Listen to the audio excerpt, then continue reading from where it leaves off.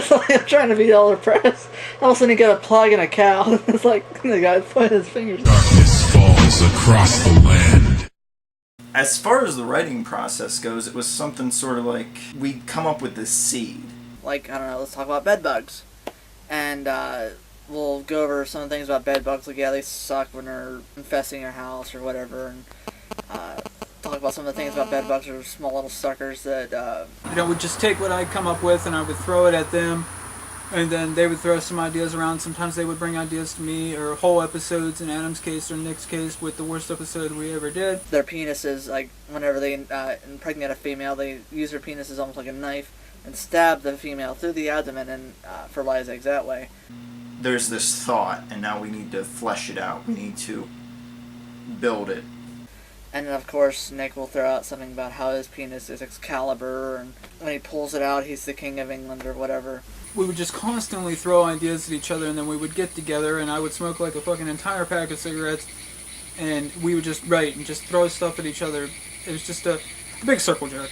And then Mike will throw out his thing saying that his penis is like a pocket knife. And then somehow we will get back onto the main topic of bed bugs. Like maybe bed bugs are infesting Nick's house and we have to help him get rid of them. And we do a lot of spoof stuff, and a lot of it's just like, let's do a Saw spoof, or I saw the origin code and it was not origin code. I saw the source code and it was complete shit. Let's spoof that. I would just come up with things, be listening to music or whatever, I would come up with things, watching something, I would come up with things. I always have this problem where I go with some grand concept, like we actually have a budget, we actually have the people, we can bring this all together, and I mean, we reuse a lot of extras. It's not a big series, and really, it's got an okay fan base for what it is. We have an okay viewership. I'm satisfied with everything. So many different things. It would take us quite a long time to write some episodes because it would just be a huge circle jerk. I'd call people weeks in advance and be like, can you help us this day? And they'd agree. And then I'd be calling them day of, and they just wouldn't answer sometimes. And other times they'd be like, well, I made other plans. Well, when did you make these plans? Oh, you know, the other day. I'm sorry, your plans from the other day trump something that we had going weeks in advance. It was just frustrating sometimes, wrangling people. Season 3, definitely everybody was aware of the situation that if we have 5 people say yes, 2 people will show up. Basically, we'd be on top of it, so one of us would ask this person, the other one would confirm with them, and then the other one would make sure that they know that they need to be there. So we'd work out like that where we each had our own approach, too, so some of it worked better with other people, some of it not. None of us are Sasha Grey, so we didn't play too well in circle jerk situations when it got too big and out of control. When it's just the 3 of us, you know, a little easy circle jerk, no problem. And that's pretty much how we base an episode. We come up with an idea, we go off topic about the idea or something completely random, and we come up, and somehow through that randomness, the stars will align and somehow we get an idea from that topic. And then we just fill in the rest through the same process. We come up, okay, what can happen, you know, when we get there. Something crazy happens, we get a topic, and then the craziness, we figure out what crazy thing should happen. And sometimes when we're hungry, we order pizza. Give me Morgan Freeman. Sometimes. No, not like that. What the fuck? Every episode. Fuck you, I'm blaming the jet on that one. And it's a horrible segue! Listen, Hollywood has made plenty of shitty movies. Like okay. what? Okay, plenty of shitty movies. What even compares to Batman and Robin? Well. Damn. I didn't think of any movies before I ran in there to do that. God damn it. What is this, for the blooper reel? Well, it's behind the scenes. This is bullshit. The things I do for film. I've done way worse. Yeah, I know. I need to see you in my trailer after this. Yeah, of course you would. You would like to see me in your trailer after this, wouldn't you, you maybe fuck? Are you gonna bring your submarine to port? He's gonna space dock. Take it futuristic. Should I put the pom-poms like in his armband as well? Also tight, you're cutting off the circulation. Sorry, Hold still. We'll draw blood later. I like that. I like that. Me, Chief Ryan. How do you feel? Kind of fucking ridiculous if you ask me. Well, that's supposed to be what you're supposed to be, so. Who came up with this idea? Me. Well, I came up with this. Well, he came up with the pom-poms. I came up with you, the Ooga Booga part. Ooga Booga. Actually, Corey came up with that pom-pom. Jesus fucking Christ. You can come from this angle and get where it says police station. Right, you living in the police station? It's abandoned. Abandoned police station for out here for they were looking for Bigfoot. What the fuck? And I'm out, bitch. Alright, Ryan, you're good. You ready? Okay. Now that was really gay. If this isn't gay enough. Alright. The things we do for film. Wait, I'll let you know if it's gay or not. We got a professional on scene. Not yet. How about if I put the gun back in his mouth and face fuck him? Alright, let's try it again. Is that gay enough? Yeah. That'd be funny It's if he cast by the professional. That'd be funny if he actually gagged on it and puked, and I'd be so mad. And we got it. No! Don't smile! You're starting to smile! Fuck. It happens. He's not used to being held like a baby. Wah. Action.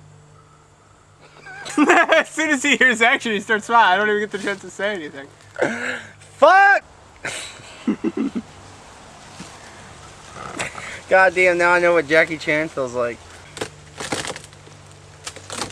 Dude, you're ruining my house. We're in Ryan's house. He's dead. He don't give a shit. I watched this girl get 2 cocks in her asshole the other day. Somebody spit in it? Yeah. You hesitated on the pool, or otherwise that was good timing. He's like... Alright, try it one more time. God damn. This is fun. I got it. Boom. Ow! That's what you get, asshole. You fucking dick. You're done now. Not this shit again.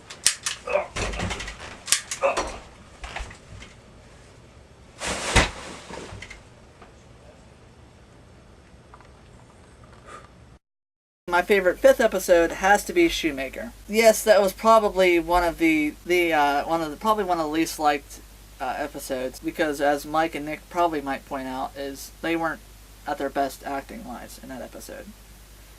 But I was. That's probably the best acting I've done in the whole series. Probably is in Shoemaker, the one where I dress up as Batman. You know, because Joel Shoemaker is supposed to, or is that name Joel Schumacher was supposed to be making the next Batman movie, and you know, I was upset by it and how I was reliving the Batman and Robin movie fiasco, and the whole thing of the whole depression part where I'm just going insane with depression.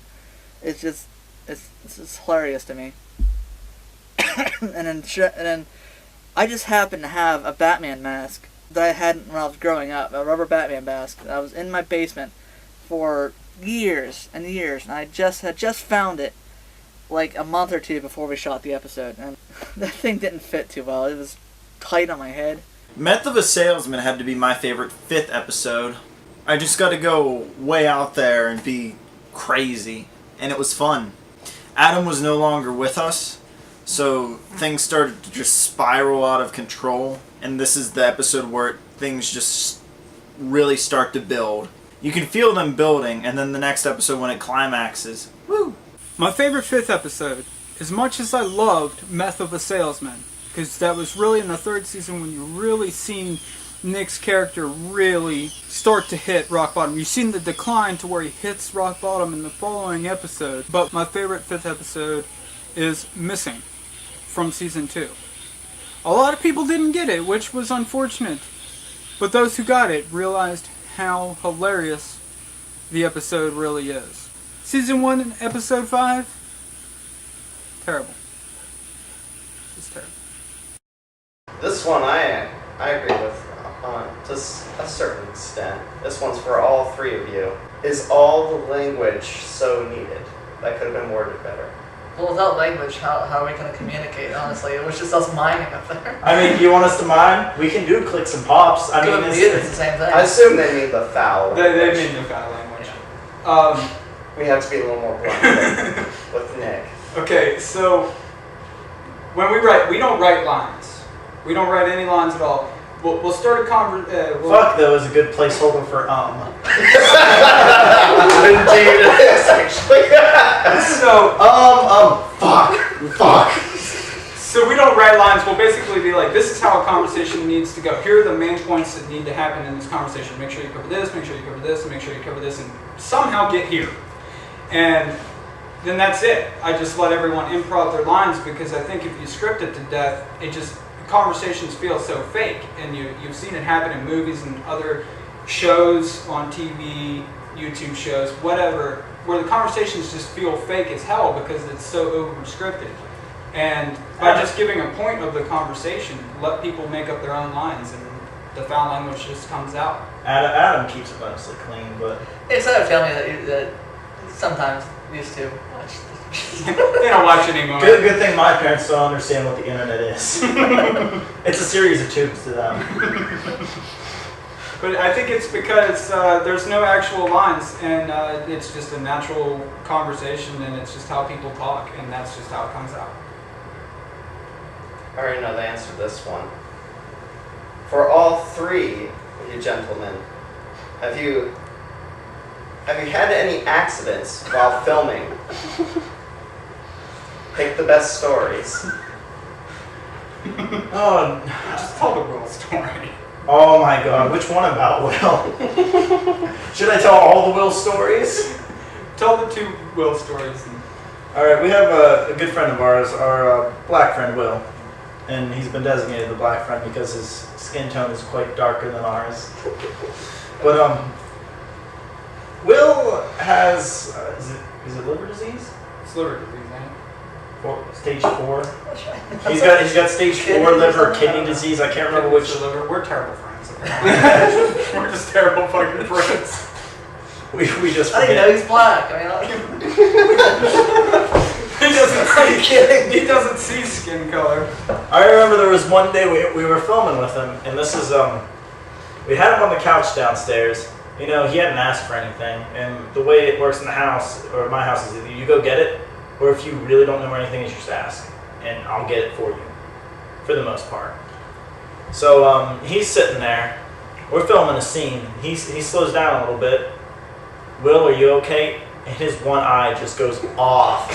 It just stares off into the distance while the other one's still going straight. Will, oh, I'm sorry. I'm just a little bit thirsty.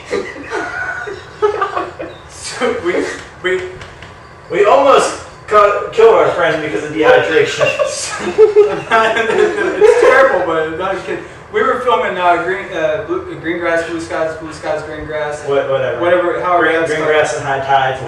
Yeah, we were filming that episode, and it had racist connotation to it. So we actually prepared by getting a watermelon and some fried chicken and some grape energy drinks. So we got him water, and then we let him eat some of the fried chicken. But we couldn't let him eat all of it because we needed it for the skit. We hadn't filmed that scene yet. So once we got nourishment in him, he was fine. But I'm pretty sure I was terrified that he was having a fucking stroke. His eye just sloped to the side. I thought his face was gonna droop. It was scary. It was scary. I could laugh about it now, but I was shitting my pants then.